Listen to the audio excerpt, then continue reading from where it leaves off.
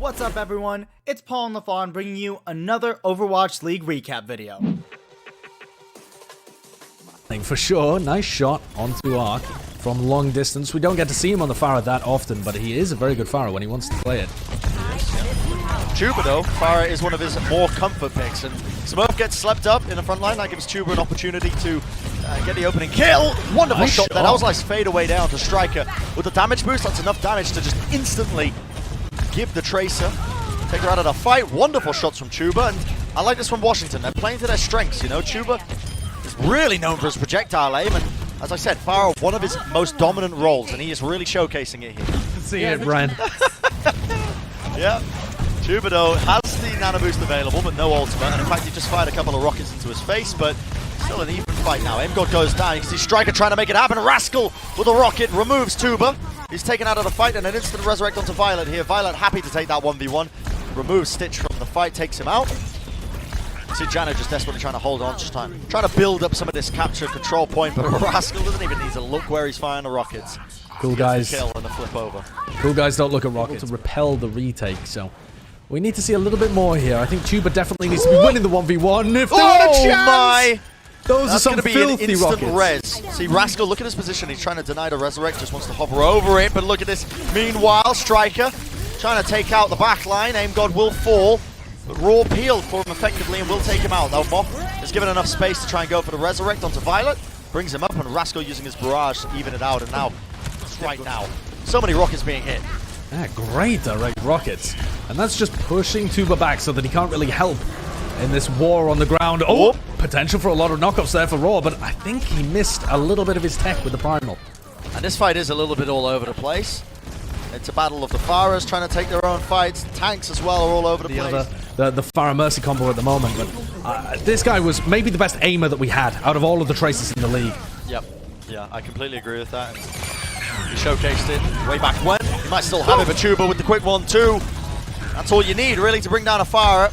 Doesn't matter if you're being pocketed or not. He's going straight into the fray. The barrage is unleashed, but they shut him down. Shock so good at turning lost fights into winnable moments, and they do just that.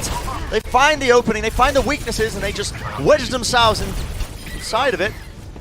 And that's going to be the overtime finally burning over. Stitch is the last person who can really touch onto the point, and he gets body blocked and removed 100% now for the Shock, and that's going to be the round in their favor. Wonderfully done, and it feels it's not a dominant performance. Nice stick from Tuba there, might be able to set something up, but I think that was the immortality field that maybe saved him, or maybe just not enough damage actually applied onto Super, but the Halt will pull him in, gives enough opportunities for Tuba to eventually take him out of the fight. The amplification matrix is kited eventually. Gravitic Flux going to be used here. Moth slammed into the ground, taken out. This is more than enough picks now. Surely that the Washington Justice should be able to get a bit of capture progress now, as long as they clean up the rest of these players, and indeed, it look like they're about to do just that. Yeah, Smurf got evaporated. He got hunting for another opportunity now as he tries to take out Violet, tries to go for the one tap, but look at that. The team peel is there, they remove him, take him out. And Violet slowly building alive. Yoink gets back up again. Washington, they do get the picks necessary, and Rascal has to try and make something work here because the overtime is now burning and the picks have rolled all the way to the Washington Justice.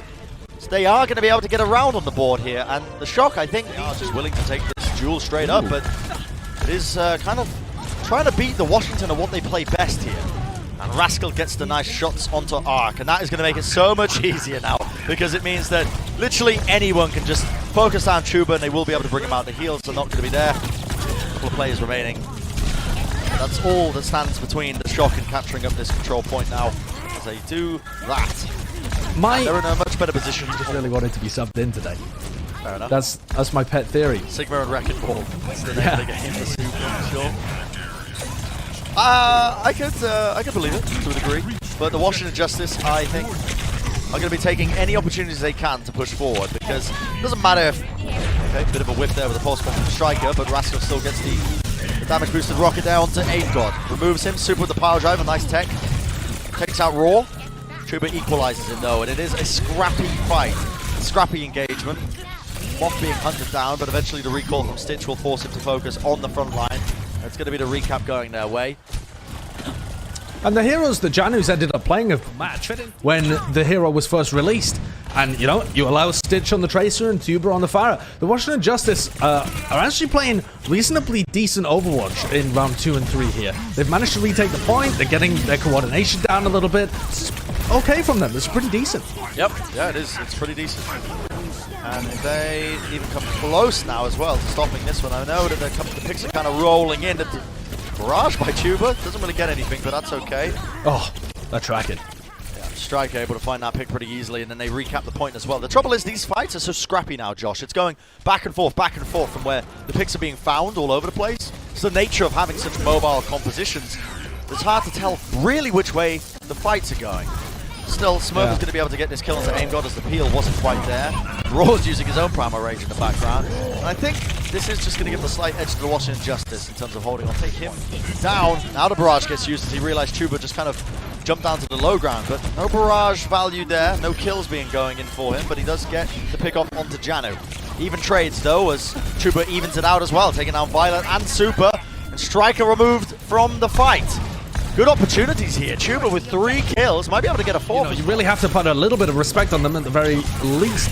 Roar and Janu going very low, but it's 90%. It's last fight territory, and Arc, he pops his Valkyrie, but not in enough time to save Janu. No one able to touch the point as well, which could be a bit of a pain in the backside for them. Arc does get the Resurrect though onto Aim God, whilst the Tracer 1v1 happens and secures enough space that Violet can now be resurrected, which means that the Shocker can have a huge advantage coming into this fight. Nice stick from Striker once more. Quick flick of the wrist and he gets it, but an Anaboost is going to be keeping up Raw. Raw still with the Primal Rage, now has to use it just to stall this point out because it is 92% and counting. And if Raw doesn't get a pick off the back map, it was just a few key plays away. The mines laid out onto the floor, a couple of them exploding as well from that bubble that was laid down. Tuber does get the pick off onto Smurf. That could be an opening that they needed, but Smurf using, or Super I should say, with that pile driver, puts in enough damage into Raw, removes him from the fight once again. And the overtime will tick, converting into any kills. Tuber is behind them, and they distracted enough to be able to get around this corner. But the flank from Striker just picks off Aim God, and Arc a little too slow with that Immortality Field.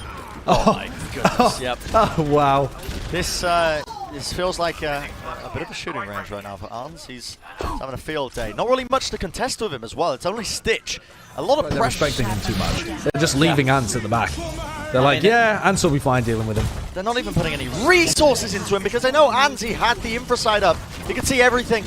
And now Striker's just, okay, just send in a Dragon Strike, why not? Bit of BM, I don't think that's really necessary, but does it anyway, forces the positioning. One more shot for Striker means one more elimination, and now we're down to a minute 30. That's all the Justice have done to win. Let's go to the post bomb, we'll see if we can get anything done, but the issue is, he's on Junkertown, it's very wide, very open, and it's hard to get all the way into where you really need that post bomb to go without using all 3 of your blinks. While I was discussing that, the Shock just ended up committing a couple of ultimates. They used a Gravitic Flux. They get maximum value out of it. Troy finally seeing him on the Sigma roll that we were gassing him up for in the pre-game. And he's doing... Waits for the rest of his team. It's so difficult to do when you're playing on Junkertown. It's just too open to realistically get from point A to point B effectively. He's going to dive on a Striker, but Ans takes him out with a headshot. That's brutal! Oh my goodness! And a Dragon Strike just for good measure. No one really alive here, just Stitch. And he's not going to be able to touch. That's going to be a nice little hold at the choke point there for the San Francisco Shock. And now you start to see why we were kind of dragging that narrative forward, that the Shock maybe weren't trying as hard in that first map. Maybe they were fielding. This isn't that much more uneven than their game against Paris yesterday, where, okay, Paris were playing some unconventional strategies, for sure, but the level of Shock dominance just shows that they are right back in it as the top team. And until the outside, he's going to make so much space for one of his snipers that decides to play around with him. Look how split Troy is playing. He's so far out, but all he's doing is forcing the line of sight of Stitch. So Stitch cannot go man-to-man with him. He can't play into it. The Justice, they capitalize. They immediately jump on this. They're like, okay, if you're going to disrespect us that much by running Choi in an off angle, we're going to go full aggression into you. Thankfully, they get the pick-offs because of it, but Ans trades one out with Aim God going down. Aim God strike on Tracer, and he's really going to try and take this 1v1 in the side as well. Tuber's in a position where he's got teammates to rely on, but still forced out, and Striker, he picks up Raw. You can just tell how uncomfortable Tuber feels playing this role. especially when we've just been watching Yaki and Shaz, and as I say that, he gets a nice little stick. Gets the follow-up as well, the beatdown, but as this is happening, the front line has been falling, the front line has crumbled. And who remains? Who stands to stop them on this cart? Well, Raw is going to switch over to the Wrecking Ball just to stall it out. Chuba was alive, but he's now fallen into the back line, and that is going to be the San Francisco Shock taking this map in a pretty dominant fashion. But Ans shuts him down almost immediately. His head wasn't even there for a split second before Ans took it off. And now he's going to be taking off angles. He has free reign to just work his way all the way around here. Mortality Field comes out from the Washington Justice. But Violet doesn't even need any assistance to deal with Chuba as he puts him into his range. I gotta be honest with you, Brent. When I saw Violet and Tuba being run, oh my goodness, Striker, please. Wow! Enjoying the opportunity to prove dominance over Janu after they had that grand final showdown last year. And again, you can't keep getting away with this! Please! Grants could be a difference maker here if the ults get invested in this fight. Choyobin's going to initiate. Immortality Field has got to be there. Straight back down again. The Immortality Field is there, but it puts in enough damage and separates them enough that Ant is able to get that pick off onto Raw. You lose one of your core anchor tanks like the Orisa like that, it is very difficult. Now only 50 seconds remaining. Stitch is staggering himself even further. Good choice, really, haven't you? You're not going to make... Yeah, it's hard to put up a consistent argument to say that Violet shouldn't be playing the Zen, but Ant with another headshot. It is just a bit of a free shooting range, as we said previously. One shot for him in Washington Justice, their last opportunity, their last chance now. They use the Gravitic Flux, but gets answered back immediately with that Transcendence. A couple of shots, it means Bob will get the kill there for Ans, and I don't know how many eliminations. A couple of right clicks sent in with the dash. A lot of damage being pumped into it. Striker up to 50% right now. Going to be using that deflect off cooldown for the time being, but they have put in so much work, so much damage. They can cleave through them. And Washington Justice do not stand a chance. Not even a single ultimate necessary. They're just playing with their food at that point. Congratulations to the San Francisco Shock for the match win, but the Justice was so scared. They're playing a poke comp and they don't even poke the dive. To stay up to date with all things Overwatch League, make sure to check out one of our other recap videos.